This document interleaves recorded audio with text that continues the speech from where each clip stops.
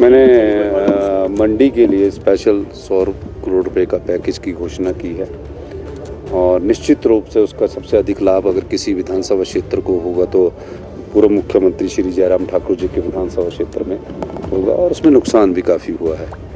और हम चाहते हैं कि जिन परिवारों के घर उजड़ गए हैं उन घरों को बसाया जाए। और मैंने ये भी कहा है कि अगर कोई रिश्तेदार अपनी जगह अपने किसी रिश्तेदार को या दोस्त को 5 बिस्वा या 10 बिस्वा देगा तो उसकी रजिस्ट्रेशन की फ़ीस नहीं लगेगी। रजिस्ट्रेशन की फ़ीस उन लोगों के लिए भी माफ़ कर दी गई है ताकि जो आपदा में प्रभावित परिवार है वो उन जगहों पर बसना नहीं चाहते, क्योंकि जिस प्रकार का वहाँ डिजास्टर हुआ है, जिस प्रकार का संकट उन परिवारों पर आया, तो एक भय का वातावरण है। और दूसरा मैं चाहूँगा कि केंद्र सरकार हमें अधिकार दे ताकि हम 1 बीघा जगह पर उन आपदा प्रभावित परिवारों को बसा सकें जो फॉरेस्ट लैंड है, क्योंकि हिमाचल प्रदेश का जो 68% जो भाग है वो वन भूमि है। वन भूमि के रूप में 32% हिमाचल प्रदेश की जनता के पास बच जाता है।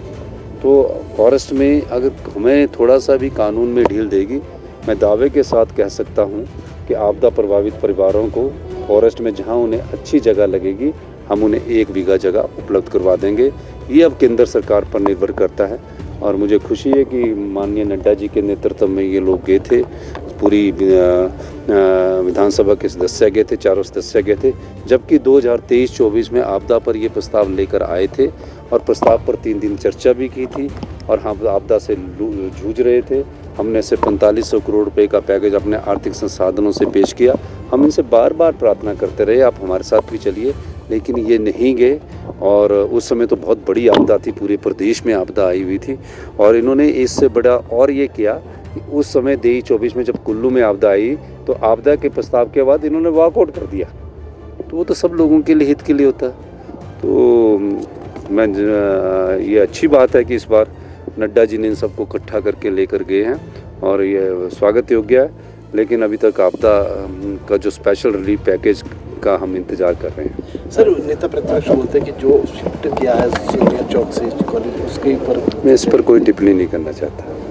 सर, आपदा से अभी नुकसान कितना हुआ कि कोई आपदा कंटिन्यू है अभी प्रदेश में?